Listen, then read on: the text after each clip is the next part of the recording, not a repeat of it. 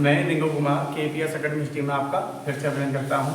मैं तुगलक वंश में पहले जो वीडियो बनाई थी मैंने मोहम्मद बिन तुगलक के बारे में उसका जीवन परिचय बताया था।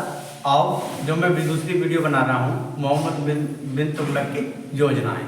और मोहम्मद बिन तुगलक की योजनाएं थी, जो योजना थी पहले थी 2 आम में कर वृद्धि जो 1325 से 1326 ईस्वी में प्रमुख कृषि सुधार योजना, और दूसरी राजधानी परिवर्तन जो 1326-27 ईस्वी में करी। उसके बाद में साकेत मुद्रा का प्रचलन 1339 और 30 में, फिर प्रासान विजय योजना 1336 और 37 ईस्वी में, फिर उसके बाद में 5वीं कराचीन विजय योजना 1337 ईस्वी में। ये योजना है मोहम्मद बिन तुगलक की, और यहाँ से सवाल पूछे जाते हैं। और काफ़ी ये योजना है, काफ़ी इसने सुधार किया था, जिससे कि इसको पागल बादशाह वगैरह बात है ये इसको बोला जाता है। और इसने खूब कोशिश करी थी, और ये कृषि के लिए ज़्यादा ज़्यादा काम किया था। और ये योजना है, ऐसी कोई योजना नहीं है जिससे हर एक एग्जाम में मोहम्मद बिन तुगलक के बारे में या उसके योजना के बारे में नहीं कोई से भी एग्जाम में पूछा जाता, क्योंकि अक्सर एग्जाम में पूछा जाता है योजना से। अब जैसे ये हो गया, इसमें से क्वेश्चन बन जाएगा कि मोहम्मद बिन तुगलक ने 2 आम में कर वृद्धि कब करी थी, किस सन में, तो 1325 और 26 ईस्वी में, या कृषि सुधार योजनाएं 1325-26 ईस्वी में क्वेश्चन बनता है यहाँ से। या राजधानी परिवर्तन योजना, राजधानी परिवर्तन कब करी थी मोहम्मद बिन तुगलक ने 1326 और 27 ईस्वी में। या साकेत मुद्रा का प्रचलन कब किया था, तो 1329 और 30 ईस्वी में। या फिर प्रासान विजय योजना मोहम्मद बिन तुगलक ने कब चालू किया था, 1336 और 37 ईस्वी में। या कराचीन विजय योजना कब हुई थी, 1337 ईस्वी में। या एक क्रम दे देगा इसे लगाने के लिए, तो ये यहाँ से एग्जाम पूछ जाता है, एग्जाम में अक्सर क्रम दे देगा। और या फिर क्रम देने के बाद में ABCD इनको लगाएं, ऐसा दे देगा। तो मोहम्मद बिन तुगलक की योजनाएं जो काफ़ी महत्वपूर्ण योजना है, और वीडियो को पूरा देखें जिससे कि आप लोगों को कुछ फ़ायदा मिले। और वीडियो को देखने के बाद में अब मैं जो पढ़ाऊँगा आपको 2 आम में कर वृद्धि, ठीक है। अब हेडिंग है 2 आम में कर वृद्धि।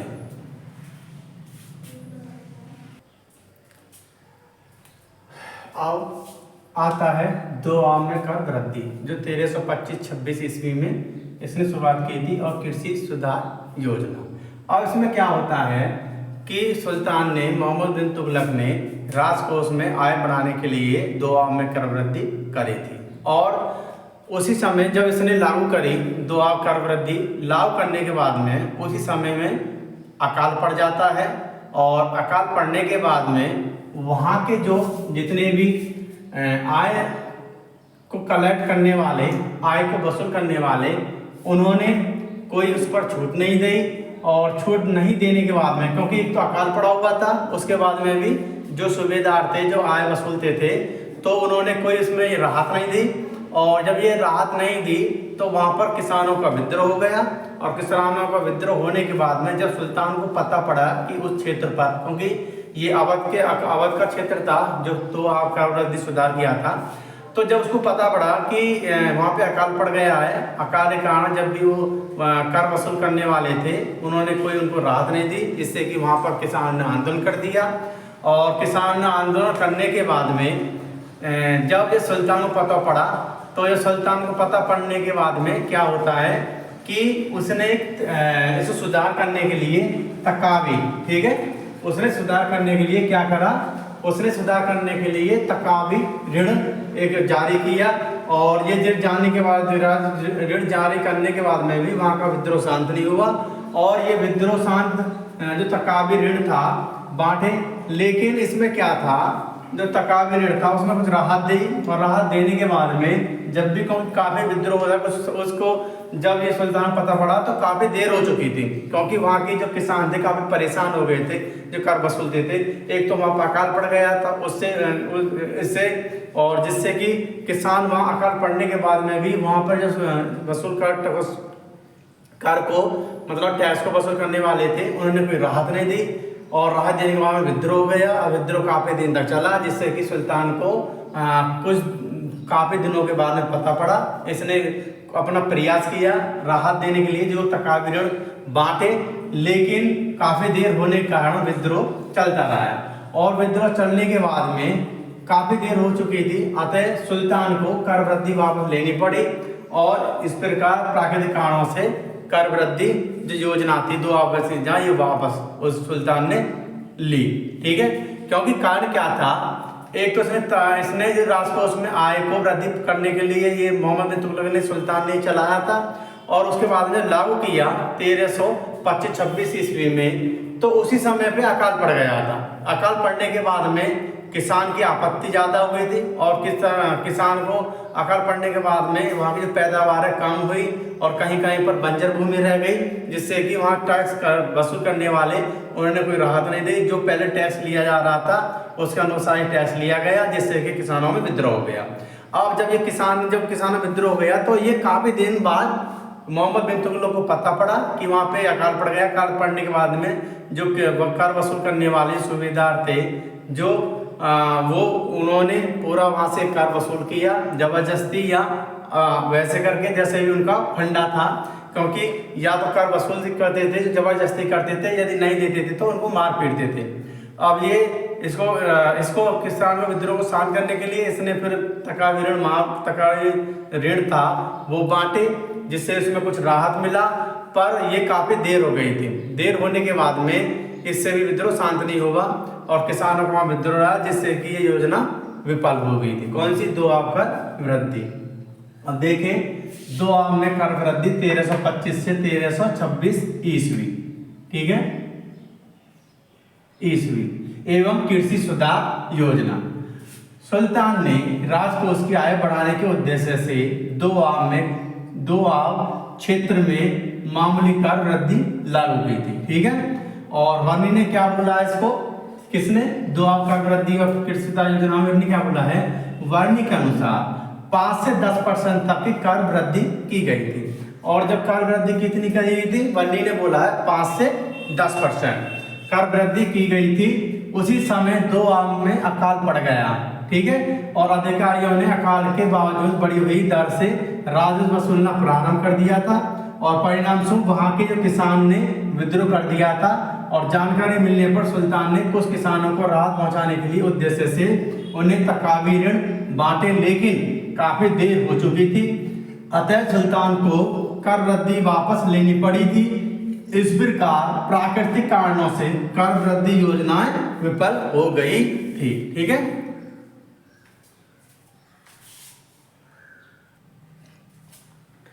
2 आब में वृद्धि में जो 2 आब का अवध का क्षेत्र था, 2 आब में ही जो 2 आब का अवध का जो क्षेत्र था अकाल से अप्रभावित रहा था और अकाल के द्वारा सुल्तान ने स्वर्गद्वारी महल, कौन सा? सुल्तान ने मतलब मोहम्मद बिन तुगलक ने, क्योंकि जो 2 आब का जो अवध का क्षेत्र था जो अकाल से अप्रभावित था और अकाल के दौरान सुल्तान ने, जिसका नाम था स्वर्गद्वारी महल, ठीक है, स्वर्गद्वारी महल में वो निवास करने पहुंच गया क्योंकि अकाल पड़ा हुआ था। और निवास करने के पहुंचने के बाद में ये दिल्ली से 80 किलोमीटर दूर था। और एक बात और कि जो स्वर्गद्वारी जो महल था ये मोहम्मद बिन तुगलक ने स्वयं बनवाया था और स्वयं बनवाने के बाद में ये कहाँ था? ये दिल्ली से 80 किलोमीटर दूर था। और उसके बाद में जो महल का जो निर्माण स्वयं सुल्तान ने करवाया और अवश्य ही दिल्ली तथा स्वर्गद्वारी महल को अनाज की आपूर्ति होती थी। किसकी? अनाज की आपूर्ति। कहाँ से? दिल्ली तथा स्वर्गद्वार जो महल था आवास का था, क्योंकि यहाँ पे आबाद क्षेत्र था, ये काफी उपजाऊ क्षेत्र था, यहाँ पर अकाल का अप्रभावित रहा था, जिससे कि दिल्ली से 80 किलोमीटर दूर स्वर्गद्वारी महल मोहम्मद बिन तुगलक ने बनाया था। उसी में मोहम्मद बिन तुगलक निवास कर रहा था और अनाज की जो आपूर्ति करी जाती थी अवध से दिल्ली और दिल्ली से स्वर्गद्वारी, ठीक है, सुल्तान के लिए आपूर्ति, अनाज की आपूर्ति भेजी जाती थी। और उसके बाद में इसका संशोधन करने के लिए मोहम्मद बिन तुगलक ने इसने एक विभाग बनाया, जिस विभाग का नाम था सुल्तान ए अमीर कोही, एक कृषि विभाग था। ठीक है, इन नामक कृषि विभाग तथा अधिकारी की नियुक्ति की थी और कृषि विभाग को दीवान ए अमीर कोही, कृषि विभाग को क्या बोला जाता था? दीवान ए अमीर कोही। एक विभाग बनाया था नया इसने मोहम्मद बिन तुगलक ने, दीवान ए अमीर कोही, ये कृषि विभाग था। और नामक कृषि विभाग और उसके अधिकारी, और जो दीवान अमीर कोही तथा इसके अधिकारी होते थे उसको बोला जाता था अमीर कोही। ठीक है, कृषि विभाग की नई पद का स्थापना किसने करा था? विभाग का मोहम्मद बिन तुगलक ने। इसका नाम था दीवान ए अमीर कोही। ये क्या था? कृषि विभाग। और इसके जो अधिकारी अंतर्गत काम करते थे उनको बोला जाता था अमीर कोही कहा गया था। सुल्तान ने कृषि सुधार हेतु के लिए काफी प्रयास करे, अधिक से अधिक प्रयास करे, किसानों को किसानी के लिए उनको सुधार करने के लिए, और किसानों से ज्यादा जितनी इस पे हो सके मोहम्मद बिन तुगलक ने सुधार करने के लिए करा। जब भी उसका कोई परिणाम नहीं निकला, और जिसने क्या करा फिर उसके बाद में 60 एकड़, ठीक है, 60 एकड़ 75 वर्ग किलोमीटर, कितना? इसने कृषि सुधार हेतु 60 एकड़ या 75 वर्ग किलोमीटर का एक बंजर, ठीक है, बंजर भूखंड जो जमीन इसने चुना, जिससे कि उसके लिए अधिकारियों की नियुक्ति करी। बंजर भूमि को उपजाऊ करने के लिए इसने अधिक प्रयास करे। और एक फसल थी फसल चक्र वैज्ञानिक पद्धति के माध्यम से, किससे? फसल चक्र वैज्ञानिक पद्धति के माध्यम से अपना कर उपजाऊ बढ़ाने के लिए जो बंजर भूखंड स्थान चुना था किसानों के लिए कृषि सुधार करने के लिए, मोहम्मद बिन तुगलक ने, जो फैला हुआ था कितने में? 60 एकड़। एक एकड़ होता है 6 बीघा, ठीक है, तो 60 एकड़ या 75 वर्ग किलोमीटर, ठीक है। और इसने तकनीकी फसल चक्र वैज्ञानिक पद्धति अपनाकर उपज बढ़ाई जाएगी। इस योजना के लिए सुल्तान ने 100 सेकदारों, कितने? 100 सेकदारों, और सेकदारों को बोला जाता है वर्तमान में जिलाधिकारियों। क्या? जो सेकदारों क्या बोला जाता है वर्तमान में? जिलाधिकारी। इन्होंने 100 जिलाधिकारी या 100 सेकदारों की नियुक्ति करी, उसका चयन किया, और उनके लिए जो पैसे कितने दिया? 70 लाख टन का सौदा, ठीक है, 70 लाख टन का इसने रुपया दिया। सौदा का मतलब होता है कृषि सहायता के लिए, किनको? 100 सेकदारों के लिए रूप में उपलब्ध कराया। लेकिन यह योजना भी सफल नहीं हो पाई, और अधिकारियों द्वारा बंजर भूखंड को कृषि विभाग योग्य नहीं बना पाया। क्योंकि इसमें देखो, इसमें क्या था कि जो 2 आपका क्षेत्र था, वो क्षेत्र में अवध अप्रभावित था, जिससे कि सुल्तान कहाँ पर चला गया था? सुल्तान चला गया था आपके स्वर्गद्वारी महल में। और ये स्वर्गद्वारी महल कहाँ था? ये स्वर्गद्वारी महल दिल्ली से 80 किलोमीटर दूर था, जो स्वयं मोहम्मद बिन तुगलक ने ये बनाया था। जब अकाल पड़ा तो मोहम्मद तुगलक उसी महल में रुका, और जिसकी आपूर्ति के लिए, अनाज की आपूर्ति के लिए क्या था? अवध से दिल्ली और दिल्ली से स्वर्गद्वार अनाज की आपूर्ति की जा रही थी, अनाज की आपूर्ति की जा रही थी। और इसे सुधार करने के लिए इसने एक नया विभाग की नियुक्ति की, जिसका नाम था दीवान ए अमीर कोही। ये कृषि विभाग था, और दीवान ए अमीर कोही कृषि विभाग था। कृषि विभाग के लिए इसने इसकी नामक विभाग की स्थापना करी, और उसके अधिकारियों के लिए जो दीवान ए अमीर कोही है, उनके अधिकारियों के बीच में जो इसके अंदर अधिकारी काम करते थे उनको बोला जाता था अमीर कोही, ठीक है। और अमीर कोही इनकी नियुक्ति करी, किसकी? दीवान अमीर कोही की नियुक्ति करी, उनकी सहायता करने वाले अधिकारी की, उनको बोला जाता है अमीर कोही कहा गया। सुल्तान ने कृषि सुधार हेतु, ठीक है, सुल्तान ने कृषि सुधार हेतु 60 एकड़ 75 वर्ग किलोमीटर एक बंजर भूखंड को चुना, और भूखंड को चुनने के लिए योजना बनाई इसने, उसको उपजाऊ करने के लिए, भूखंड कृषि योग्य बनाने के लिए, और फसल चक्र वैज्ञानिक पद्धति की अपनाकर, क्योंकि फसल चक्र वैज्ञानिक पद्धति ऐसी होती थी कि उसमें कार्य कर जो अधिकारी थे, किसान थे, अधिक से अधिक फसल को उगाएं और अधिक से अधिक भूमि को जोते, जिससे कि वर्तमान में अच्छी भूमि हो वहाँ की, और वहाँ से पैदावार अच्छे मिले और इनकम भी वहाँ से अच्छा हो। इसलिए इसने बंजर भूखंड भूमि को चुना था। और इसकी सहायता करने के लिए इसने 100 सेकदार, जिसको वर्तमान में बोला जाता है जिलाधिकारी, शौकसिद्धार्थ जिलाधिकारी को लिए चुना गया क्योंकि उनको ही इसमें बंजर भूखंड था, उसी में उनके द्वारा ही इसमें पैदावार करने के लिए बोला। उसके बाद में जब इस शौकसिद्धार्थ जिलाधिकारी का चयन किया गया तो उनके लिए जो रुपये दिए थे 70 लाख टन का, ठीक है, कितने रुपए दिए थे, 7 गणने के 70 लाख टन का दिए थे। और सौदार बोलते हैं जो कृषि सहायता के लिए दी जाने वाली राशि, सौदार, ठीक है, दिया। और उसके बाद में जब भी इसमें कोई परिवर्तन नहीं हुआ और परिवर्तन नहीं होने के बाद में फिर ये योजना भी सफल नहीं हो पाई और अधिकारी द्वारा बंजर भूखंड को कृषि योग्य नहीं बना पाए जो अधिकारी। कारण एक और था कि ये जब बंजर, ये तो एक जो थी भूखंड भूमि थी, ये बंजर भूमि थी, तो बंजर भूमि के लिए काफी दिनों तक ये प्रयास करने के बाद में जब इतना मना इसमें होता है, क्योंकि बंजर भूमि एक बार हो जाती है, उस बंजर भूमि का मतलब है जहाँ कोई पैदावार नहीं होता, जहाँ पे ईंट पत्थर के समान छोटे छोटे टुकड़े पाए जाते हैं और वो बंजर हो जाती है भूमि, जिससे कि वहाँ पैदावार नहीं हो पाती। तो इसलिए सबसे गलती तो मोहम्मद बिन तुगलक ने ये चुना कि इसने बंजर भूमि भूखंड को चुना। उसके बाद भी प्रयास करा उन्होंने, पर जब ये बंजर भूमि कोई पैदावार नहीं होती थी, इसलिए तो बंजर भूमि पड़ी थी। उसके बाद इन्होंने कोशिश करी अधिकारियों ने, यहाँ पर सफल नहीं हो पाए। ये कारण भी था ना सफल होने का, क्योंकि जो था इसकी जो कृषि दो आपका क्षेत्र था, इसने कर वृद्धि भी करी थी। एक दूसरा कारण ये भी था क्योंकि इस क्षेत्र पर कुछ क्षेत्र पर अकाल पड़ा हुआ था। अकाल के कारण काफी किसान उस समय में काफी किसानों की परेशानी करनी पड़ी।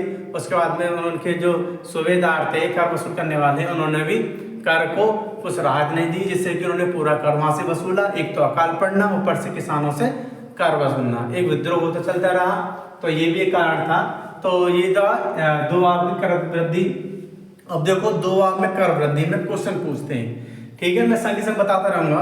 अब आगे को मैं जो दूसरा बताऊंगा आपको राजधानी परिवर्तन, ठीक है, इसके बाद में तो क्या होता है कि नंबर 1 क्वेश्चन पूछता है कि दो आप में कर वृद्धि कब चालू करी गई, तो कब चालू हुई थी आपके में ये 1300, क्योंकि ये क्वेश्चन पूछा जाता है या तो मिलान करने के लिए पूछा जाता है या डायरेक्ट पूछ लेते हैं कि मोहम्मद बिन तुगलक ने दो आम में कर वृद्धि एवं कृषि सुधार योजना कब लागू की थी, तो कब लगी थी 1325 और 1326 ईस्वी में, ठीक है। और ये इसमें फिर पूछा था कि दो आम कर वृद्धि क्यों चालू की गई थी, तो इसमें क्या था कि मोहम्मद बिन तुगलक के राजकोष में मतलब उसके धन कम था या आर्थिक स्थिति मजबूत करने के लिए ये योजना उसने चालू करी दो आम कर वृद्धि, जिससे कि राजकोष की आय की वृद्धि करी जा सके, इसलिए इसने योजना चालू की, ठीक है। या फिर पूछा जाता है कि मोहम्मद बिन तुगलक ने कृषि का जो विभाग नियुक्त किया था, जिसका नाम था क्या था, तो क्या नाम था, दीवान ए अमीर कोई। इसके अधिकारी सहायता करने के लिए उनको क्या नाम था, अमीर कोई कहा जाता था, ठीक है। उसके बाद में उसने कैसी भूमि चुनी थी, बंजर भूखंड भूमि चुनी थी, ठीक है। बंजर भूमि कितने एकड़ में थी या कितने वर्ग किलोमीटर में थी, तो वो 60 एकड़ या 75 वर्ग किलोमीटर में वो भूखंड बंजर भूमि फैली हुई थी, जिससे कि मोहम्मद बिन तुगलक ने उसको चुना। या किस तकनीक के माध्यम से, फसल चक्र वैज्ञानिक पद्धति के माध्यम से। और इसकी सहायता करने के लिए कितने सिकदारों को नियुक्त किया गया, तो कितने को, 100 सिकदारों को नियुक्त किया गया। वर्तमान उसको क्या बोलते हैं, जिलाधिकारी, ठीक है, वर्तमान में क्या बोलते हैं, जिलाधिकारी। और इनको पैसा जो मिला था तो वो कितना मिला था, 70 लाख टन का। और सौदार क्या बोला जाता है, सौदार किसको बोलते हैं, ये भी क्वेश्चन होता था। सौदार बोलते हैं जो कृषि सहायता के लिए धन दिया जाता है, उसको सौदार बोलते हैं, लेकिन ये सफल नहीं हो पाई। उसके बाद में मोहम्मद बिन तुगलक ने उस समय किस महल का निर्माण करवाया था, तो किस महल का, स्वर्गद्वारी महल का निर्माण। ये कहाँ था, ये दिल्ली से कितनी किलोमीटर दूर था, 80 किलोमीटर दूर था। और इसी में जब खाल पड़ा था, इसी में ही मोहम्मद बिन तुगलक ने अपना निवास स्थान बनाया था, ठीक है। तो दो आप क्षेत्र से ये क्वेश्चन पूछे जाते हैं जो आपको लिए मैंने बताया है। अब आता है कि राजधानी परिवर्तन योजना, ठीक है। दो आप के बारे में एक सतीश चंद्र, ठीक है, या सतीश चंद्रा के अनुसार ये काफी आधुनिक इतिहास के काफ़ी फेमस लेखक हैं ये इतिहास के, सतीश चंद्रा या वी.एल. ग्रोवर, विपिन चंद्रा, ठीक है। तो ये काफ़ी हैं। तो इन्होंने क्या बोला था, दो आपके या कृषि सुधार योजना में, तो इन्होंने बोला था कि इस योजना का विफलता का कारण क्या था। जो मैंने बताया था, इस योजना का विफलता का कारण क्या था कि सुल्तान द्वारा जो बंजर भूमि भूखंड को चुना जाना। किसने बोला था ये? सतीश चंद्र के अनुसार या सतीश चंद्र के अनुसार। सतीश चंद्र ने क्या बोला था, किस योजना की विफलता का कारण सुल्तान द्वारा बंजर भूखंड को चुना जाना था। अब आता है कि आपकी राजधानी नंबर 2, राजधानी परिवर्तन योजना, जो 1326 से 1327 ईस्वी में। इसमें क्या है कि मोहम्मद बिन तुगलक, ठीक है, इन मोहम्मद बिन तुगलक के शासनकाल में क्या था कि सीमा थी सर्वाधिक सल्तनत, जो सल्तनत काल था, उस सल्तनत काल में ये ऐसा सुल्तान था जिसकी सीमा सर्वाधिक विस्तृत मतलब फैली हुई थी, ठीक है। किसकी? मोहम्मद बिन तुगलक की। इसकी जो थी उत्तर भारत से लेकर, ठीक है, उत्तर भारत से लेकर दक्षिणी भारत, ठीक है, इसकी जो सीमा थी किसकी? मोहम्मद बिन तुगलक की सर्व इसकी। अब ये क्वेश्चन देखो, मैं याद आ गया क्वेश्चन। एक क्वेश्चन पूछा जाता है कि सल्तनत काल में सर्वाधिक विस्तृत सीमा किसके शासनकाल में थी? तो किसके शासन काल में थी? मोहम्मद बिन तुगलक। उससे पहले किसी भी सल्तनत काल का या सल्तनत जो दिल्ली सल्तनत में सब कोई सुल्तान नहीं था जिसकी सबसे ज़्यादा सीमाएं फैली हुई थी या विस्तृत हो गई थी। और इसी के शासनकाल में ही सर्वाधिक जो सीमा थी वो फैली थी, जिसका एक कारण भी था, वो आगे मैं बताऊंगा। तो इसकी जो सीमा थी उत्तर भारत में के साथ साथ दक्षिण भारत के, ठीक है, भूभाग में इसकी सीमा थी। उसके बाद में ये सभी सीमाएं भूभाग सल्तनत में मिलाया जा चुका था, क्योंकि मोहम्मद बिन तुगलक ने इस सभी किसमें मिला लिया था? सल्तनत काल में, मतलब सल्तनत में, ठीक है, अपने शासन के अधीन। और दिल्ली को केंद्र मानकर, ठीक है, दिल्ली को केंद्र मानकर दक्षिण भारत क्षेत्रों पर नियंत्रण बनाए रखने कठिन हो गया था, क्योंकि दिल्ली केंद्र था। एक तो ये दिल्ली था, ये केंद्र था, मेन पॉइंट केंद्र था ये, ठीक। और जैसे ये है उत्तर, दक्षिण, पूर्व, पश्चिम, इसकी जो सीमा थी ये दक्षिणी में, उत्तर भारत में भी थी और दक्षिणी भारत में भी। तो यहाँ पे अब ये केंद्र कहाँ पे? दिल्ली बीच में आ गई, तो ये केंद्र हो गया, दिल्ली केंद्र हो गया। तो इससे क्या सबसे ज्यादा परेशानी क्या थी कि दिल्ली की राजगद्दी पर बैठा था मोहम्मद बिन तुगलक, तो दिल्ली के ऊपर थोड़ा सा ये उत्तर भारत था जो वहां से कंट्रोल जाता था, और सबसे नीचे लास्ट में जाकर दक्षिण भारत, ठीक है। तो इसमें काफी इसको परेशानी हो रही थी। इसी परेशानी को कम करने के लिए इसने क्या करा, जो दक्षिणी भारतीय जो राज्य था, देवगी राज्य को राजधानी बनाया। किसने? मोहम्मद बिन तुगलक ने। राजधानी बनाने के बाद में उसका नाम चेंज करके क्या धर दिया? दौलताबाद कर दिया। और दौलताबाद करने के बाद में इस दौलताबाद को भी दूसरे नाम से भी जाना जाता है, जिसका नाम है कुम्मक उल इस्लाम भी इसको कहा जाता है। किसको? दौलताबाद को, क्योंकि इसका जो सर्वाधिक सीमा थी इसकी उत्तर भारत में भी सीमा थी और आपकी दक्षिण भारत में भी सीमा थी। तो इसको दिल्ली को केंद्र मानकर, क्योंकि दिल्ली था ये उत्तर भारती के नीचे थोड़ा सा है, नक्शा पे आप मैप में देखोगे तो ये थोड़ा सा है, तो वहाँ उत्तर भारत से इसका कंट्रोल हो जाता था। और दक्षिण भारत सबसे लास्ट में है, वहाँ दूरी भी ज्यादा थी, इसलिए इसने क्या करा, इसको कम करने के लिए दिल्ली तो केंद्र माना, क्योंकि दिल्ली पे शासन कर रहा था, तो इधर उत्तर भारत में भी कंट्रोल नहीं होता था और दक्षिण भारत में कंट्रोल होता था। लेकिन एक बात थी कि दक्षिण भारत में इसको काफी परेशानी हुई, और परेशानी होने के बाद में उत्तर भारत में तो इसलिए कंट्रोल कर लेता था ये, क्योंकि केंद्र था वहां पे, क्योंकि दक्षिण भारत के नीचे ही दिल्ली यहाँ में बीच में पॉइंट है, और उससे वहां से उत्तरी भारत कम दूरी थी और दक्षिणी भारत की दूरी ज्यादा थी, इसलिए इसको शासन करने में काफी परेशानी हुई। और परेशानी साथ साथ में इसकी जो सीमा थी काफी सर्वाधिक विस्तृत सीमा हो गई थी, जिससे कि इसने क्या करा कि दक्षिण भारत में जो राज्य है देवगी राज्य को राजधानी बनाया, और राजधानी बनाने के बाद में उसका नाम चेंज करा। क्या नाम था उसका? दौलताबाद, ठीक है। उसका नाम दौलताबाद, और दौलताबाद को दूसरे नाम से भी जाना जाता है, कुम्मत उल इस्लाम। ठीक, किस नाम से? कुम्मत उल इस्लाम के नाम से भी जाना जाता है। और वर्णी के अनुसार, वर्णी क्या कहता है कि साम्राज्य के जो केंद्र में होने के कारण, ठीक है, इसने क्या बोला कि जो साम्राज्य, जो मैं बताया केंद्र बीच में दिल्ली, साम्राज्य के केंद्र में होने के कारण इसने दौलताबाद को राजधानी बनाया। किसने बोला है? वर्णी के अनुसार। उसके बाद में निजामी क्या बोलता है कि निजामी बोलता है कि सुल्तान ने, मतलब मोहम्मद बिन तुगलक ने दिल्ली को राजधानी बना रहने दिया, क्योंकि जो बर्नी क्या बोलता है को, इसको दिल्ली को केंद्र मानकर, ठीक है, दिल्ली को केंद्र मानने, दिल्ली को केंद्र में होने के कारण, ठीक है, दिल्ली को केंद्र में होने के कारण सुल्तान ने इस राजधानी बनाई। दूसरी कौन सी? दौलताबाद। इसलिए बनाई क्योंकि ये क्या कहता है? बर्नी। और निजामी उल्टा कहता है, निजामी ने कहा कि दिल्ली को राजधानी बना रहने दिया, ठीक है, दिल्ली को राजधानी बना रहने दिया, और दूसरी राजधानी जो बनाई वो दौलताबाद बनाई। ये किसने बोला था? ये वर्णी ने बोला था। देखो आपको और बताता हूँ आपको, दो आपके मामले में सतीश चंद्र ने के अनुसार क्या बोला था, ये परिभाषा काफी फेमस है ये कथन, कि इस योजना का विफलता का कारण सुल्तान द्वारा बंजर भूखंड को चुना जाना था।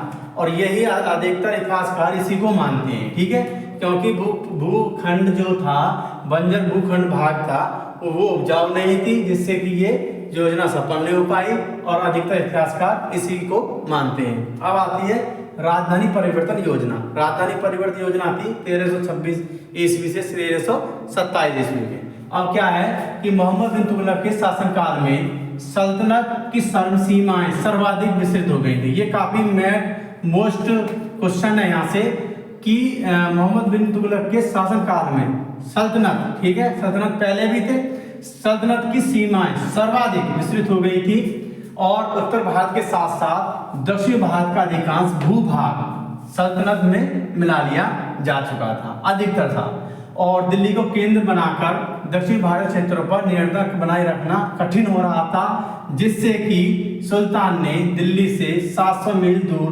दक्षिण में स्थित देवगिरी राज्य को राजधानी बनाया था, और देवगिरी का नाम बदलकर दौलताबाद रखा था, जिसे कुम्मत उल इस्लाम भी कहा जाता है, ठीक है। और वर्णी के अनुसार साम्राज्य के केंद्र में होने के कारण, ठीक है, साम्राज्य के केंद्र में होने का, तो केंद्र में होंगे उत्तर होंगे दक्षिण, तो बीच में पड़ेगा, तो पॉइंट है, पॉइंट को क्या बोलते हैं? जैसे कोई सीमा है, ये सीमा है, ये पॉइंट है बीच में, तो इसको क्या बोलते हैं? केंद्र, ठीक है।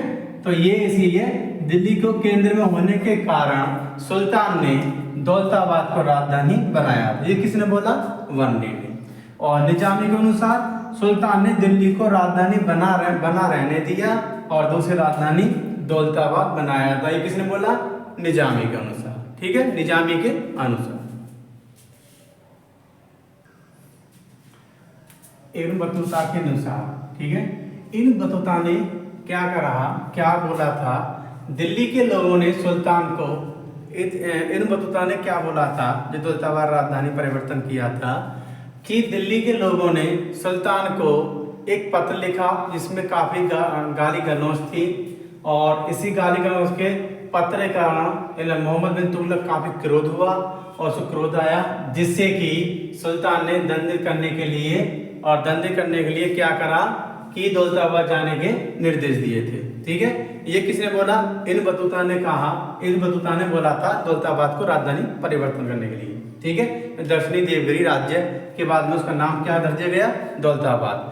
अब क्या होता है कि इब्न बतूता कहता है कि दिल्ली के लोगों ने सुल्तान को गाली भरे पत्र लिखे थे, अतः सुल्तान ने, मतलब मोहम्मद बिन तुगलक ने दंडित करने के उद्देश्य से दौलताबाद जाने के निर्देश दिए थे।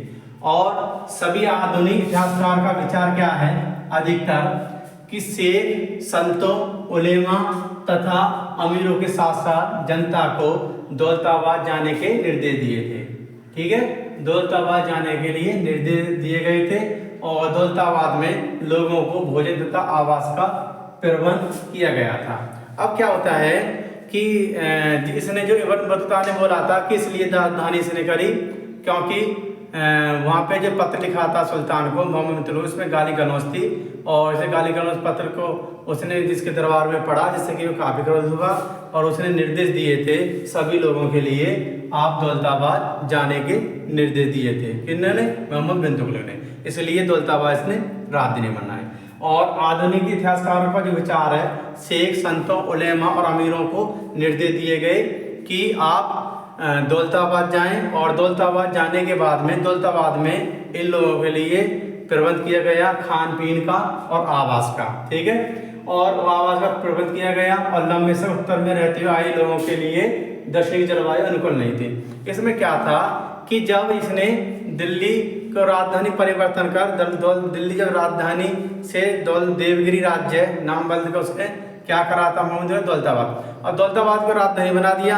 और जो दक्षिणी राज्य था, ये दक्षिणी राज्य में गर्मी काफ़ी थी और गर्मी काफ़ी के बाद में जब उत्तर भारतीय जब दक्षिणी राज्य में कोई भी काम आदमी जाता है जिससे कि उसको काफ़ी परेशानी होती है, और यही आज के चलकर काफ़ी इसका लोगों पर प्रभाव पड़ा, जिससे कि इसने निर्देश तो दे दिए और यहाँ के संत जितने भी संत थे जो दिल्ली में थे, संत थे, उलेमा थे, अमीर लोग थे, उनको निर्देश दिया जितने भी अधिकारी थे आप दौलताबाद जाएं। और दौलताबाद जाने के बाद में वहाँ पे स्टार्टिंग में आवास का प्रबंध किया गया और खान पीन का प्रबंध किया गया। अब जब कोई भी उत्तर से दक्षिण जाता है, क्योंकि उस समय उत्तर में कम गर्मी थी, टेम्परेचर अच्छा था उस टाइम पे, बढ़िया था, और दक्षिण में जाकर वहाँ पर गर्मी थी। और गर्मी के कारण क्या हुआ कि वहाँ के जो लोग थे, संत उलेमा जितने भी वहाँ पे निर्देश दिए थे, जितने भी गए थे, वो कहाँ पर प्लान करने लगे, वो दिल्ली आना प्रारंभ कर दिया उन्होंने, क्योंकि वहाँ पे गर्मी काफ़ी थी, बर्दाश्त नहीं हो पाई, जिससे कि ज़्यादातर लोग दिल्ली के लिए आना प्रारंभ कर दिया।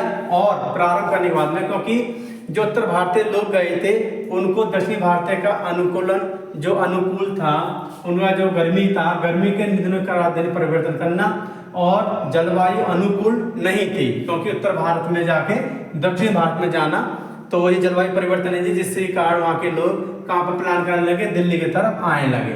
इसलिए ये योजना विफलता का मुख्य कारण गर्मी के दिनों में राजधानी परिवर्तन किया जाना तथा दक्षिण में गंभीर पेयजल, क्योंकि उस टाइम पे क्या था कि वहाँ पर पानी की भी काफ़ी दिक्कतें थी और वहाँ पे सूखा पड़ी थी, जिससे कि पानी कम मिल रहा था और पेयजल संकट का कारण था वहाँ पे। एक ये कारण भी था, ठीक है, एक ये कारण था क्योंकि उत्तर भारत से लोग जब दक्षिण भारत में जाए तो गर्मी का कारण था, वहाँ की जलवायु अनुकूल नहीं हो पाई, जिससे कि वो दिल्ली आने लगे ज़्यादातर लोग। और दूसरा कारण था पेयजल, मतलब पेयजल संकट, तो उस टाइम पे वहाँ पर जो पेयजल था, पानी की ज़्यादा दिक्कतें थी, जिसके लिए वहाँ पे अकाल पड़ा था, जिससे एक ये कारण भी था, ठीक है। एक बार देखें कि इब्न बतूता के अनुसार दिल्ली के लोगों ने सुल्तान को गाली भरे पत्र लिखे थे, अतः सुल्तान ने दक्षिण दंडित करने के उद्देश्य से दौलताबाद जाने के निर्देश दिए। सभी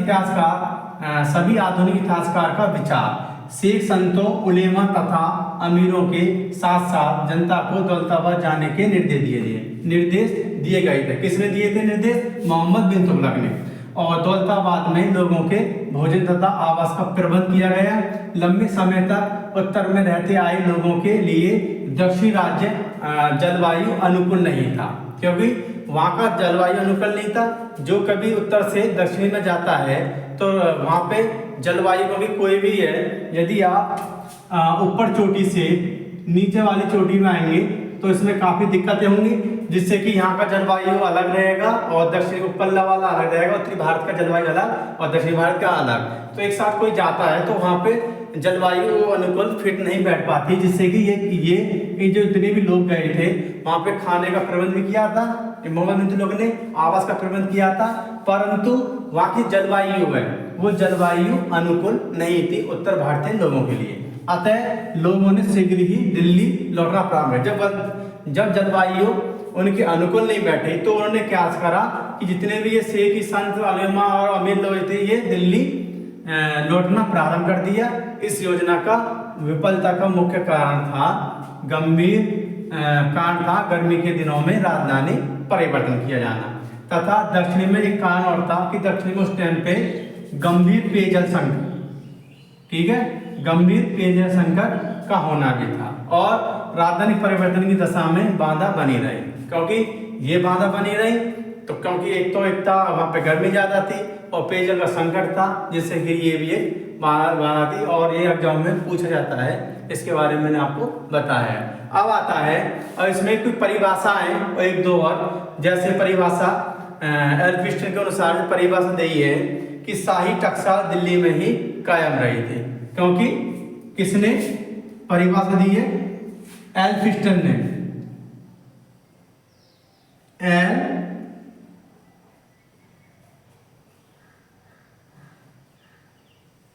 एल्फिंस्टन के अनुसार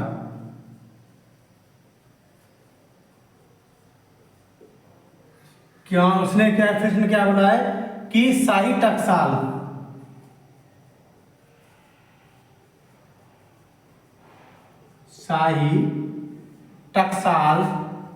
दिल्ली में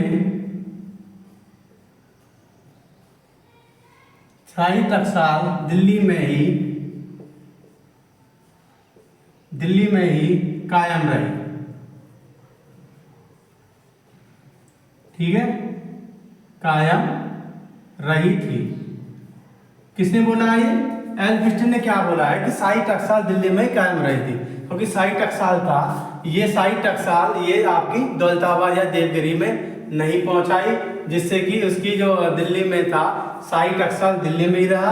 ये एक टकसाल एक ऐसा विभाग था जिसमें आपके जो छापे जाते थे, कोई भी सोना या सोना चांदी जो मुद्रा छापी देती थी, इसके माध्यम से टकसाल के माध्यम से छापी देती, इसलिए इसका ऑफिस दिल्ली में ही रहा और ये दिल्ली से बाहर नहीं रहा है। ये किसने बोला है? एल्फिंस्टन के अनुसार।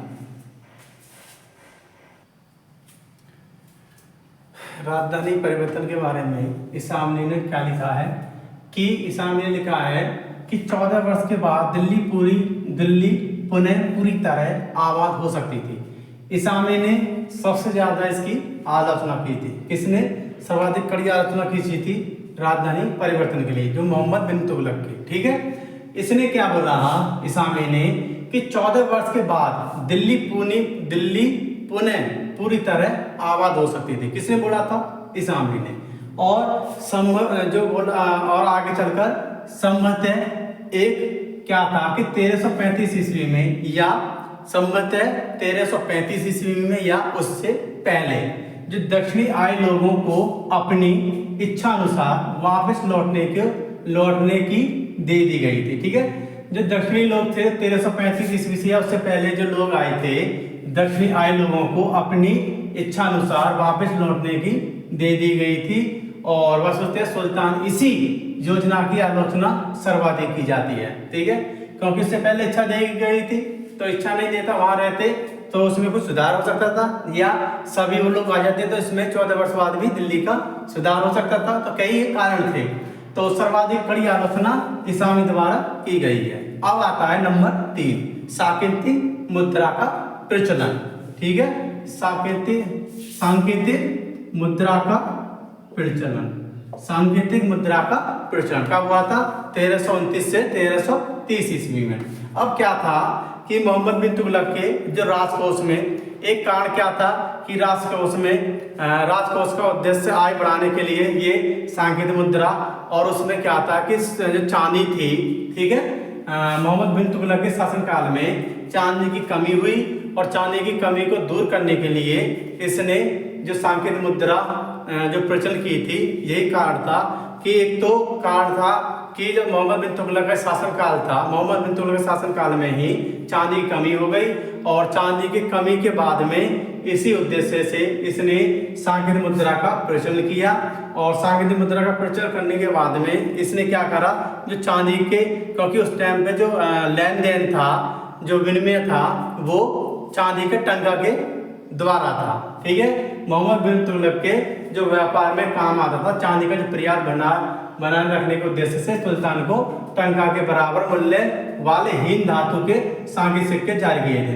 क्या कारण था कि चांदी का टंका ही विनिमय का प्रमुख कारण था। ठीक है, क्योंकि मोहम्मद बिन तुगलक के शासनकाल में चांदी की कमी हो गई और चांदी की कमी होने के बाद में ही जो विनिमय का साधन था, व्यापार में विनिमय का साधन था, वो चांदी थी, चांदी का टंका। ठीक है, और चांदी के टंका जो व्यापार करते थे, जो लेन देन था, वो चांदी का टंका का ही मुख्य, चांदी का टंका ही विनिमय का प्रमुख माध्यम था। ठीक है, अब चांदी कम हो जाती है तो विनिमय भी कम होगा और लेन देन भी कम होगा, आर्थिक स्थिति में अर्थव्यवस्था जो उसकी बिगड़ेगी और आर्थिक स्थिति बिगड़ेगी। राजकोष में पहले से ही आपका चांदी कमी थी, तो इसने क्या सोचा कि चांदी के सेम हीन धातु लई, चांदी का जितना चांदी का वेट था, टंका था, उसके बराबर एक हीन धातु लई, और हीन धातु से उसकी हीन धातु के कारण क्या हुआ, वो इसने प्रचलन का चालू कर दी। ठीक है, किसके मूल्य के बराबर, चांदी के टंका के बराबर मूल्य वाले हीन धातु की सांकेतिक मुद्रा जारी की। और सांकेतिक मुद्रा जारी करने के बाद में फिर क्या हुआ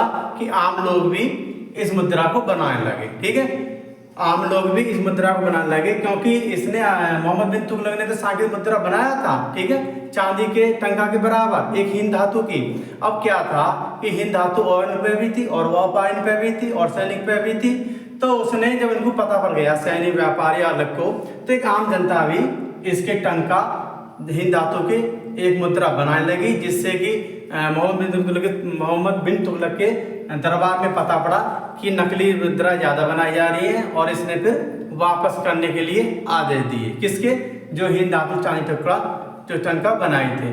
और उसके बाद में बनाने के बाद में अब ये इब्न बतूता क्या कहता है कि इतने अधिक नकली सिक्के बदले गए, कि जो तुगलकाबाद के सामने नकली सिक्के का ढेर लग गया। क्योंकि इसने जब मोहम्मद बिन तुगलक देखता है कि मैंने तो कम बनाए, ठीक है, धातु के सिक्के जो चांदी के सामान थे इतना ही बराबर उसका वजन धरा गया, उसके बावजूद भी नकली ज़्यादा बनने लगी, तो अर्थव्यवस्था बिगड़ने लगी, तो उसमें लेन देन से ज़्यादा दिक्कत आने लगी थी, आम लोग बनाने लगे थे।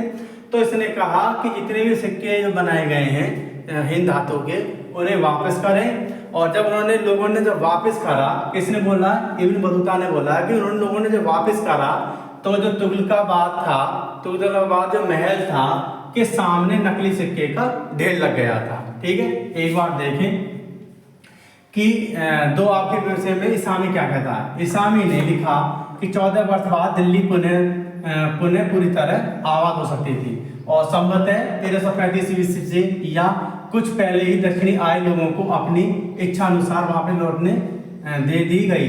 ठीक है, और सुल्तान की इसी योजना की आलोचना सर्वाधिक की जाती है, और सर्वाधिक कड़ी आलोचना कौन करता है, इसामी। ठीक है, कौन करता है, इसामी। और नंबर 3 है सांकेतिक मुद्रा का प्रचलन। सांकेतिक मुद्रा का प्रचलन 1329 से 1330 ईस्वी में मोहम्मद बिन तुगलक के शासनकाल में चांदी की कमी हो गई थी। किसकी कमी, चांदी की कमी हो गई थी, और चांदी का टंका ही विनिमय का माध्यम था। ठीक है, चांदी का टंका ही विनिमय का प्रमुख माध्यम था। राजकोष में चांदी का पर्याप्त भंडार बनाए रखने के उद्देश्य से सुल्तान ने टंका के बराबर मूल्य वाले एक हीन धातु, ठीक है, हीन धातु के सांकेतिक सिक्कों को जारी किए थे। और जारी करने के बाद में अधिक सिक्के हुए, आम लोग भी इसे बनाने लगे, जिससे कि काफ़ी अर्थव्यवस्था जिसका जो चांदी का टंका था काफ़ी बनाने में, क्योंकि जब उसने उसके बराबर बनाए तो आम जनता ही बनाने लगी, जिससे कि वो उसका अर्थव्यवस्था डामाडोल हो गई, जिससे कि उसने दरबार में पता पड़ा कि नकली सिक्के भी बनने लगे हैं, आपने जो बनाए थे हुबहू सेम। फिर उसने आदेश दिया जितने भी नकली सिक्के हैं और जितने मैंने सिक्के बनाए हैं उन्हें वापस करें। और जब उसने वापस करे तो इसका ये तुगलकाबाद का महल था, उसमें काफ़ी ढेर लग गया था। ये किसने बोला, इब्न बतूता के अनुसार इतने अधिक नकली सिक्के बदले गए कि तुगलकाबाद के सामने नकली सिक्के का ढेर लग गया था। ठीक है, ढेर लग गया था।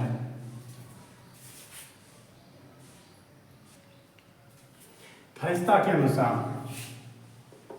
ठीक है, फरिश्ता क्या कहता है, साकेत जो सिक्के चलाए थे मोहम्मद बिन तुगलक ने, कि जो सिक्के चलाए थे, इसने सिक्के चलाए थे, पहले जो विनिमय होता था चांदी का टंका, ठीक है, जो विनिमय जो लेन देन था चांदी का टंका ही विनिमय का मुख्य माध्यम था। क्योंकि चांदी की कमी हो गई, और चांदी की कमी होने के कारण ये किसने मोहम्मद बिन तुगलक ने जो सांकेत मुद्रा का प्रचलन किया था, ठीक है, 1329 और 30 में। तो जब चांदी का टंका ही एक माध्यम था मुख्य कारण, उसमें भी चांदी की कमी हो गई, और चांदी की कमी होने के बाद में चांदी के समान इतना ही वजन का एक हीन धातु, ठीक है, हीन धातु क्या थी, जो आपके कांसे व पीतल का बना हुआ, कांसे प्लस पीतल का, ठीक है। हीन धातु क्या थी, जो हीन धातु बनाया था इसके बराबर समान कांसे प्लस पीतल को मिलाकर ये चांदी का टंका का जो वजन था उसके बराबर इसने प्रचलन किया था। तो क्या कहता है फरिश्ता के अनुसार, कांसे व पीतल के सांकेत सिक्के जारी किए गए थे, और इसमें सबसे बड़ा जो योगदान था नहीं चलने का फिर शासनिक लापरवाही के कारण सांकेत मुद्रा को प्रचलन की योजना भी सफल नहीं हो पाई थी। क्योंकि यदि आगे में कांसे व पीतल का सिक्का था, यदि प्रशासनिक अच्छा होता और वहाँ का देख रेख एक मतलब पर्यावरण मैनेजमेंट ठीक होता, तो ये सिक्के चलाए जाते थे। क्योंकि इससे पहले भी एक चीन का जो शासक था कुबलाई खान ने 1260 से 1254 ईस्वी तक ये ऐसे ही सिक्के चलाए थे, और ये सिक्के चलाने में भी सांकेत सिक्के चलाने में भी ये प्रचलन योजना इसकी सफल रही। इसके बाद में इसने मोहम्मद बिन तुगलक ने भी चलाए थे, ये योजना उसकी सफल रही। जबकि 1260 से 1294 में चीन का शासक था कुबलाई खान ने भी ये सिक्के चलाए थे, वो सफल हुआ था, लेकिन मोहम्मद बिन तुगलक सफल नहीं हो पाया था। और सफल होने का कारण था जो प्रशासनिक इसका लापरवाही था, उसी प्रशासनिक लापरवाही के कारण ही ये सांकेत सिक्कों का प्रचलन मतलब इसकी ये चल नहीं पाए, और सिक्कों की नकल रोकने की ठोस उपाय नहीं किए गए थे। अतः लोगों ने अपने घरों में नकली सिक्के डालना प्रारंभ कर दिए थे। सिक्कों की अधिकता हो जाने के कारण वस्तुओं के दाम अत्यधिक बढ़ गए थे और अव्यवस्था कायम हो गई थी।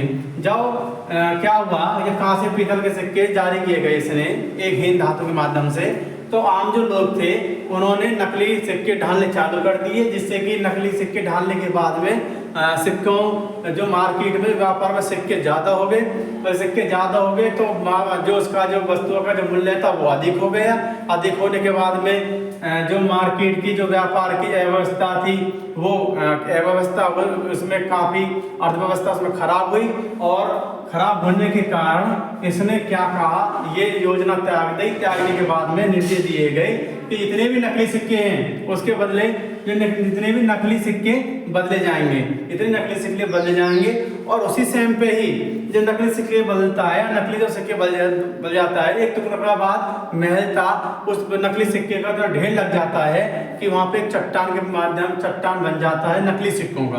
पर ये देखता है कि यार मैंने इतना नकली सिक्के मैंने इतने तो जारी नहीं किए, क्योंकि नकली सिक्के ये कहाँ से आए, तो ज़्यादा पता पड़ता है कि जो अपने लोगों ने अपने घरों में नकली सिक्के डालना प्रारंभ कर दिए थे उसी वजन के अनुसार, जिससे कि ये उसी में से कुछ आपके भी हैं, इसलिए योजना ये सफल नहीं हो पाई।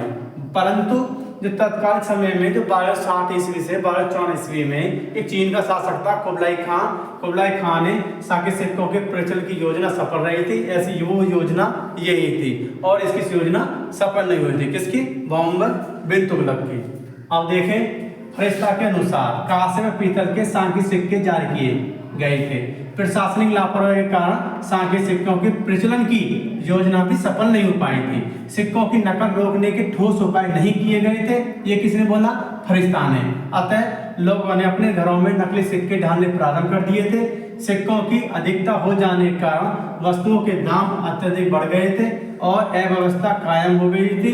अतः सुल्तान ने यह योजना त्यागते हुए निर्देश दिए गए थे कि नकली सिक्के बदले जाएं। ठीक है, तत्कालीन समय में चीन के शासक कुबलाई खान 1260 से 1254 द्वारा सांकेत सिक्कों के प्रचलन की योजना सफल रही थी, पर इसकी योजना सफल नहीं रही थी, किसकी, मोहम्मद बिन तुगलक की। अब उसके बाद में चौथा आता है खुरासान विजय योजना। खुरासान विजय योजना कब हुआ था, 1336 से 1337 ईस्वी में हुआ था। चौथा खुरासान योजना। नंबर 4 खुरासान विजय योजना। मोहम्मद बिन तुगलक ने खुरासान विजय योजना 1336 और 1337 में, इसमें क्या था, जो खुरासान क्या था कि खुरासान पर ईरान का नियंत्रण था। किसका नियंत्रण था? खुरासान पर ईरान का नियंत्रण था। और वहां का शासक था अब्बू सईद। ठीक है, अब्बू सईद के शासनकाल में ईरान की राजनीति दुर्बल थी। अब क्या हुआ, जो खुरासान विजय योजना 1336-1337 में, तो खुरासान का ईरान पर नियंत्रण था और वहां का शासक था अब्बू सईद। अब्बू सईद की शासन में ईरान की दुर्बलता का मतलब काफी कमजोरी थी और दुर्बल थी, जिससे इसका फायदा उठाकर मध्य एशिया के मंगोल शासक कहाँ का? मध्य एशिया का मंगोल शासक तरमासीरी और मिस्र का सुल्तान। ठीक है, क्या कि जो खुरासान का जो विजय है 1337 में, इसका जो खुरासान पर ईरान का नियंत्रण था और वहां का शासक था अब्बू सईद। ठीक है, अब्बू सईद की राजनीति दुर्बल थी। इसका फायदा उठाते हुए मध्य एशिया के जो मंगोल शासक था, जिसका नाम था तरमासीरी और मिस्र का सुल्तान। ठीक है, ईरान को जीतना चाहता था। किसको? ईरान को जीतना चाहता था। तो इन्हीं दोनों लोगों ने सुल्तान मतलब मोहम्मद बिन तुगलक, ठीक है, मोहम्मद बिन तुगलक को खुरासान विजय के लिए प्रेरित किया। ठीक है, किसने? तरमीसीरी ने और मिस्र का सुल्तान। ये दोनों चाहते थे कि हम ईरान पर आक्रमण करें। कौन? तरमासीरी और मिस्र का सुल्तान। और ईरान पर आक्रमण करने के बाद में, क्योंकि अब्बू सईद वहां का शासक था जो खुरासान पर ईरान का नियंत्रण था, तो ये चाहते थे हम इसे युद्ध करने के बाद वहां से माल लूट कर और अपना राजनीति को बढ़ाएं। अब इसी बात पर मोहम्मद बिन तुगलक को पता पड़ जाती है और पता पड़ने के बाद में फिर तीनों ही लोग, कौन? मोहम्मद बिन तुगलक, मिस्र का सुल्तान और मंगोल जो मध्य एशिया का मंगोल का शासक तरमासीरी संधि कर लेते हैं। और संधि करने के बाद में क्या होता है कि सुल्तान मोहम्मद बिन तुगलक खुरासान विजय द्वारा पश्चिमोत्तर भारतीय सीमा को मजबूत बनाना चाहता था। उसने खुरासान अभियान के लिए 3,70,000 सैनिकों की विशाल सेना, जिसमें कि मंगोल सेना भी थी और राजपूत सेना भी उसमें शामिल थी। और मोहम्मद बिन तुगलक ने एक वर्ष और, क्योंकि इसमें किसकी सेना शामिल थी? आपके राजपूताना सेना शामिल थी, मंगोल सेना शामिल थी, ये तीनों सेना शामिल थी और जो उसकी मोहम्मद बिन तुगलक की सेना शामिल थी। अब इसने अभियान के लिए कितनी सेना? 3,70,000 सैनिकों की विशाल सेना संगठित की थी। और इसने राजपूत और मंगोल सेना भी, ठीक है, मंगोलों की सेना भी संगठित की थी। संगठित करने के बाद में इसने एक वर्ष एक्स्ट्रा उनको लिए और वेतन दे दिया था। कितने? एक वर्ष और एक्स्ट्रा वेतन दे दिया था।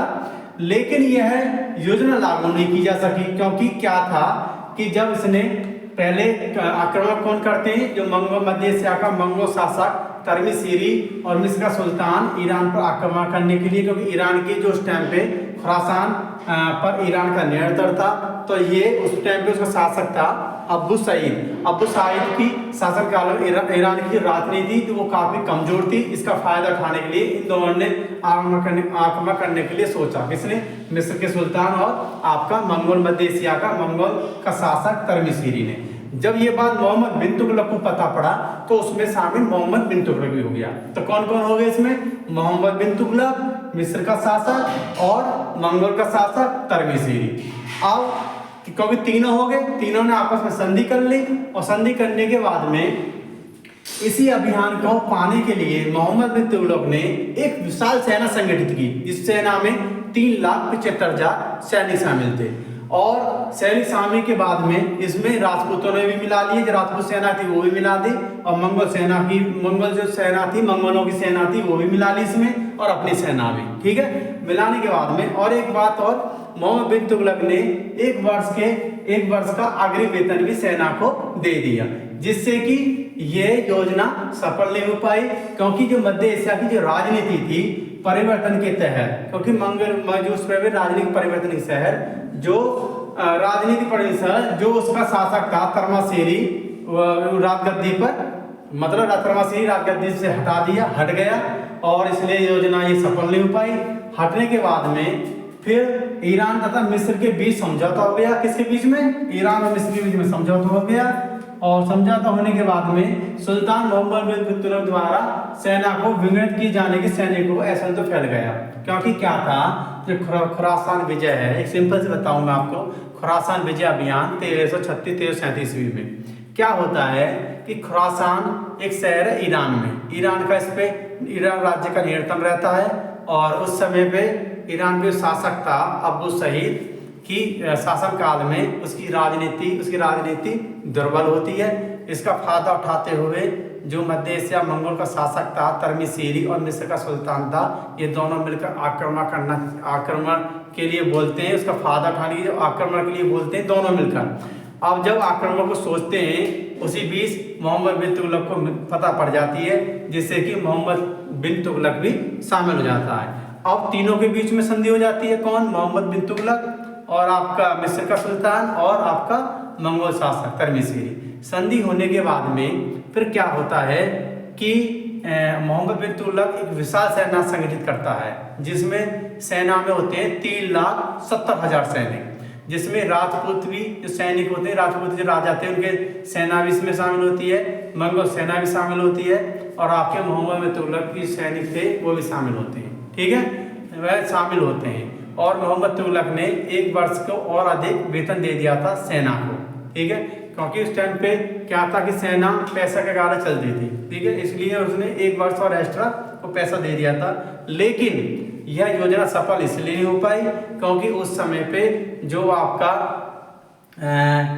जो यहाँ का राजा था, कहाँ का, मंगोल का शासक था तरमीसेरी, ये राजगद्दी से हट जाता है और राजगद्दी हटने के बाद में वहाँ पे आंदोलन हो जाता है, जिससे कि ईरान और मिस्र के बीच में संधि हो जाती है। और संधि होने के बाद में सेना जो संगठित करता है इसमें विघटन हो जाता है, दोनों भाग में, क्योंकि मंगोल सेना अलग चली जाती है और आपकी ईरान जो इसकी मिस्र सेना अलग चली जाती है और राजपूती सेना बचती किसी है। तो विघटन होने के कारण इसमें काफ़ी प्रभाव पड़ता है। उसमें एक इसमें विद्रोह हो जाता है और विद्रोह की प्रवृत्ति को बढ़ावा मिल जाता है। ठीक है, तो ये आपका खुरासान विजय योजना। अब देखें खुरासान विजय योजना 1336 से 1337 में खुरासान पर ईरान का नियंत्रण था।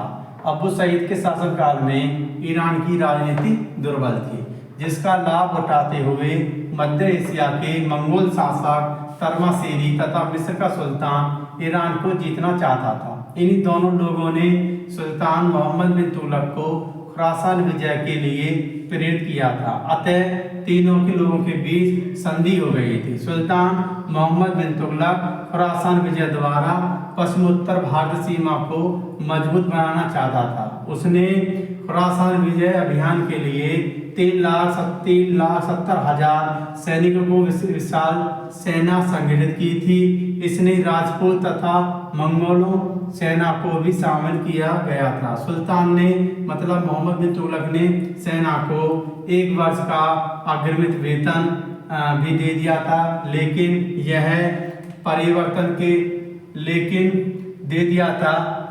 यह योजना लागू नहीं की जा सकी क्योंकि मध्य एशिया की राजनीति मतलब मंगोल सेना इसकी राजनीति परिवर्तन के तहत मंगोल सेना तरमासेरी को गद्दी से हटा दिया जाता है। साथ ही ईरान तथा मिस्र की भी समझौता हो गया था। सुल्तान मोहम्मद बिन तुगलक द्वारा सेना को विघटित किए जाने के सैनिकों में असंतोष फैला और विद्रोही प्रवृत्ति को बढ़ावा मिला। ठीक है, ये कंप्लीट होता है खुरासान विजय अभियान। ठीक है, अब आता है 5 कराचिन विजय योजना 1337 ईस्वी में। अब क्या होता है कि कराचिन विजय योजना मोहम्मद बिन तुगलक क्या करता है कि कराचिन की जो पहचान है वर्तमान हिमाचल प्रदेश में स्थित कुल्लू, ठीक है, एक जगह है, काफ़ी फेमस जगह है कुल्लू मनाली। कुल्लू ऐसी जगह है कि ज़्यादातर लोग वहाँ पे छुट्टियों में जाते हैं, तो काफ़ी फेमस जगह है कुल्लू। आपने नाम भी सुना होगा कि जो कराची जो कराची था मोहम्मद बिन तुगलक के की इसकी जो पहचान करी जाती है वर्तमान में कहाँ पर, हिमाचल प्रदेश में स्थित कुल्लू से की जाती है। ठीक है, तो मोहम्मद बिन तुगलक कराची विजय के द्वारा उत्तरी सीमा को मजबूत रखना चाहता था या मजबूत बनाना चाहता था। तो बनाने के साथ साथ जो ये कराची जगह थी, ठीक है, ये पहाड़ी इलाका था। ठीक है, कैसे इलाका था, पहाड़ी क्षेत्र का इलाका था। इसमें ज्यादातर विद्रोह होते रहते थे, किसमें, कराची में। तो इस कराची में विद्रोह ज्यादा होते रहते थे। इसी विद्रोह को दबाने के लिए मोहम्मद बिन तुगलक ने अपनी उत्तरी सीमा को मजबूत बनाने के लिए इस पर आक्रमण किया था, मतलब इस पर योजना पर अभियान किया था, इस पर अभियान किया था, जिससे कि एक नेतृत्व जाता है किसका, खुसरो मलिक का। ठीक है, एक खुसरो मलिक भेजता है, कौन, मोहम्मद तुगलक खुसरो मलिक को भेजता है कराची विजय अभियान में, और वो 1 लाख सैनिक, ठीक है, खुसरो मलिक भेजता है, 1 लाख सैनिक भेजता है, और 1 लाख सैनिक के बाद में वापस मात्र 3 सैनिक, एक तो खुसरो मलिक और उसके साथ में 2 सैनिक और आते हैं, क्योंकि जो ये इलाका था ये इतना भीड़ भाड़ जंगल था, पहाड़ी इलाका था, तो इसकी दुर्गमता, रास्ते में उबड़ खाबड़ होने के कारण सगरी सेना मर जाती है। जो 1 लाख सेना ये ले जाता था, मात्र बस कितने आते हैं, 3 सदस्य बच जाते हैं, जिनमें से खुसरो मलिक भी था। तो जब ये सुल्तान के पास में आते हैं तो ये मोहम्मद बिन तुगलक फिर कहता है कि मैं स्वयं, ठीक है, मैं स्वयं इस पर विजय अभियान में स्वयं वहां पर जाऊंगा, जिससे कि जब यहाँ के राजा को पता पड़ता है कि अब स्वयं मोहम्मद बिन तुगलक आ रहा है, जिससे कि वहाँ का जो राजा रहता है, कराची का राजा रहता है, वो अधीनता स्वीकार कर लेता है मोहम्मद बिन तुगलक की। और अधीनता स्वीकार करने के बाद में जो यहाँ पे आर्थिक क्षति तथा जनहानि को देखते हुए जो इतिहासकार हैं जातों कराची योजना को विवरण बताया है। ठीक है, तो यहाँ पे कराची विजय योजना है 1337 में, ये एक ऐसी योजना थी और एक ऐसे ही अभियान था मोहम्मद बिन तुगलक का, जिससे कि ये पहाड़ी इलाका था। वर्तमान में जो कराची जगह है वर्तमान में हिमाचल प्रदेश कुल्लू, हिमाचल प्रदेश में स्थित में एक कुल्लू एक जगह है, उसके कुल्लू से की जाती है एक कराची जगह की। ठीक है, तो इस अभियान में क्योंकि जो उत्तरी सीमा में पड़ता है ये, और उत्तरी सीमा पे करने वाले हिमाचल प्रदेश उत्तरी सीमा पड़ता है, इसको मजबूत बनाने के लिए अलाउद्दीन खिलजी ने इस पर अभियान पर किसको भेजा, एक सेनानी जिसको भेजा मलिक खुसरो मलिक को। ठीक है, सेना का नेतृत्व कौन कर रहा था, खुसरो मलिक का, किसके, मोहम्मद बिन तुगलक की सेना का, इसको भेजा और वो 1 लाख सैनिक साथ ले गया था। ठीक है, और 1 लाख सैनिक साथ ले जाने के बाद में जब ये कराची पर अभियान पे गया तो रास्ते में जंगल और पहाड़ी इलाके के कारण इसकी सेना, इसकी जो वहाँ पर रास्ता था पहाड़ी दुर्गमता के कारण अधिकांश सैनिक इसके मारे गए, जिससे कि बाद में मात्र 3 सैनिक वापस आए, जिसमें से आपका खुसरो मलिक भी था। और जब ये वापस आए वहाँ पे काफ़ी हानि हुई, जनहानि हुई और काफ़ी सैनिक, मतलब 99,997 सैनिक। ठीक है, इतने तो बचे। जब 1 लाख सैनिक हैं, जब 1 लाख सैनिक हैं, 1 लाख सैनिक 1 लाख सैनिक गए थे, उसमें से 3 सैनिक वापस लौट के आए, जिसमें से खुसरो मलिक भी था। तो अब कितने सैनिक बचे, जो कितने सैनिक मर गए थे, 99,997। ठीक, 99,997, तो 99,997 सैनिक बचे।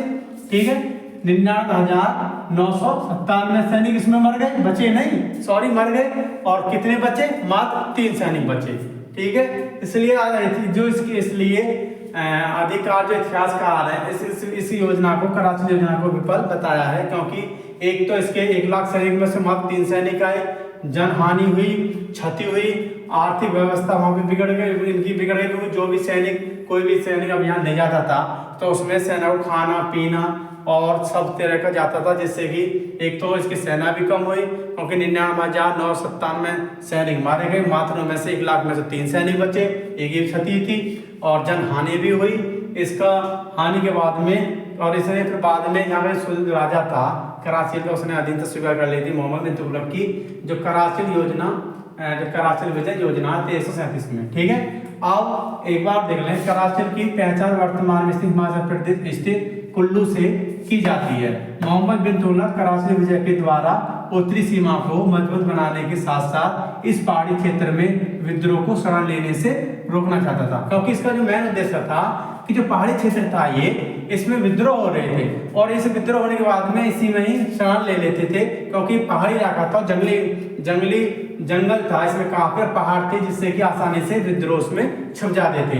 इसी को रोकने के लिए इसने ये विजय अभियान योजना बनाई थी। और इब्न बतूता के अनुसार, इब्न बतूता क्या कहते हैं कि कराची विजय हेतु, इब्न बतूता क्या कहते हैं, इब्न बतूता क्या कहते हैं के अनुसार कराची विजय हेतु खुसरो मलिक के नेतृत्व में 1 लाख सैनिक, कितने 1 लाख सैनिक भेजे गए थे, जिनमें से खुसरो मलिक सहित 3 सैनिक जीवित वापस आ सके। पहाड़ी दुर्गमता के कारण अधिकांश सैनिक मारे गए थे। बाद में कराची के राजा ने सुल्तान मोहम्मद बिन तुगलक की अधीनता स्वीकार कर ली थी। इस अभियान के दौरान हुए आर्थिक क्षति तथा जनहानि को देखते हुए आधुनिक इतिहासकार ने कराची योजना को विफल बताया है। ठीक है, अब मैंने जो बताया था ये आपका कौन कौन सा था, मोहम्मद बिन तुगलक की योजना है। ठीक है, मोहम्मद बिन तुगलक की योजना है। मोहम्मद तुगलक की योजना कितनी है, जो 5। एक तो इसमें योजना थी कराची विजय योजना, दूसरी मतलब पहली योजना थी, सबसे पहली योजना थी इसकी, किसकी, मोहम्मद बिन तुगलक की। सबसे पहली योजना थी 2 आम में कर वृद्धि। कौन सी योजना थी, 2 आम में कर वृद्धि, जो मोहम्मद बिन तुगलक की योजना है। प्रथम योजना 2 आम में कर वृद्धि एवं कृषि सुधार योजना। 2 आम में कर वृद्धि और कृषि सुधार योजना में ये कब हुआ था आपका 1325 से 1327। दूसरी योजना है नंबर 2 राजधानी परिवर्तन योजना 1326-27 में, और तीसरी साकिर मुद्रा का प्रचलन 1329 और 30 में, और चौथी खुरासान विजय 1336 से 1337 ईस्वी, और 5वीं आपका कराची विजय 1333 ईस्वी योजना। ये किसकी योजना थी, ये सभी मोहम्मद बिन तुगलक की योजना थी, जो बार में थोड़ा सा मैंने मतलब मुख्य बातें इसमें बताई है, जो अक्सर एग्जाम में खुरासान या कराची योजना, साकेत राजधानी मुद्रा, 2 आम में कर वृद्धि के बारे में पूछ लेता है। और मैंने पूरे की पूरी योजना बता दी है। आगे जो मैं बताऊंगा मोहम्मद बिन तुगलक के विद्रोह, ठीक है, मोहम्मद तुगलक के काल में विद्रोह के बाद में बताऊंगा, और उसी में ही आपका मुद्रा व्यवस्था और विधि सम्मत उसी में मैं क्लियर कर दूंगा, जो आपका ये मोहम्मद बिन तुगलक कंप्लीट हो जाएगा।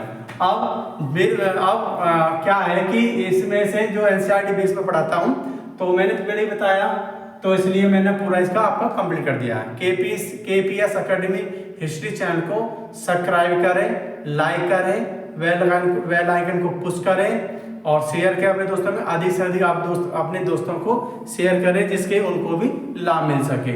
और सभी से रिक्वेस्ट है कि कमेंट भी करें। और आपको बताया है मेरा जो कांटेक्ट नंबर है, उस व्हाट्सएप पे आप क्वेश्चन पूछ सकते हैं। मेरा contact number, personal contact number है मेरा, मोबाइल नंबर।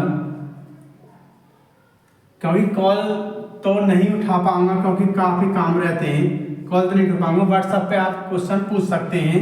मोबाइल नंबर है मेरा 80 57 62 22 69। ठीक है, जो भी क्वेश्चन है आपको पूछना है, इस मोबाइल पे पर्सनल मोबाइल नंबर है, व्हाट्सएप नंबर भी ये 80 57 62 22 69, 80 57 62 22 69 मेरा एक कॉन्टेक्ट नंबर है। और यही जो मेरा टेलीग्राम है, टेलीग्राम में KPS 8057 इसे सर्च कर सकते हैं। टेलीग्राम को भी ज्वाइन करें आप, KPS 8057 या KPS एकेडमी हिस्ट्री के नाम से भी टेलीग्राम पर एक ग्रुप मेरा टेलीग्राम पर भी है, इसको आप ज्वाइन कर सकते हैं। ठीक है, जिससे कि आपको सभी लोगों को फायदा मिले। और मेरा कांटेक्ट नंबर है, ये पर्सनल कांटेक्ट नंबर है, व्हाट्सएप नंबर ये भी है 8057 62 22 69। इस पे भी आप व्हाट्सएप से कर सकते हैं जो भी क्वेश्चन इतिहास में आप पूछना चाहें। जितनी मेरी कोशिश होगी, मैं इतना बड़ा ज्ञाता तो नहीं हूँ, जितना भी मेरी कोशिश में अधिक से अधिक कोशिश करूंगा जो आपको क्वेश्चन में बता सकूं। ठीक है, केपीएस अकेडमी हिस्ट्री चैनल को सब्सक्राइब करें, लाइक करें, बेल आइकन को प्रेस करें और शेयर करें, और सभी लोगों को धन्यवाद।